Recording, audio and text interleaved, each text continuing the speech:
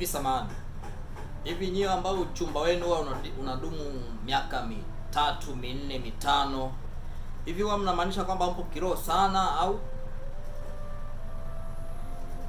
Alafu watumishi mnaendelea tu kuatia moyo kwamba wacha tuendelee kumuuliza Mungu. Yaani mnataka majibu yajidhihirishe kwa njia gani? Au mnataka mpaka huyu binti ifike hatua mwendo wake ubadilike ndo mtajua kwamba ndo Mungu amejibu? Aanze kuzidisha chumvi kwenye mboga ndo mjue Mungu amejibu? Embu kama wamependana vijana, wazazi wa pande zote mbili wameridhia, embu acheni vijana waoane. Na nyinyi vijana, acheni kuleta mambo ya usomi kwenye mambo ya uchumba. Kama Mungu amethibitisha mmependana, oaneni, tangazeni kanisani muoane. Msiweze kuleta mambo ya usomi kwenye uchumba. Hayo ni mambo ya Mungu, msichanganye mafaili. Kabisa nasema.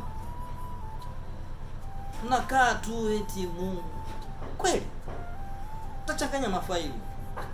Kama wamependana waache waoane. Miaka 3, 4, 5, 6, 7. Tunaendelea kumuuliza Mungu. Miaka 7, 5, 6. Wewe enzi zako unachumbia ulifika miaka hiyo? Nisaidie tu kwamba wewe ulivyokuwa unachumbia ulifika miaka 3, 4, 5? Kama haikuwa miezi 3. Mwezi wa 4 wa 5 kazi imeisha. Yuko nyumbani kwako. Leo unakuja kumwambia wewe kijana miaka 3, 4, tunaendelea kumuuliza Mungu. Haya. Huyo binti atawaletea majibu kwamba Mungu amejibu. Si mnataka kuendelea kumuuliza Mungu? Huyo binti atawaletea majibu kwamba Mungu amejibu.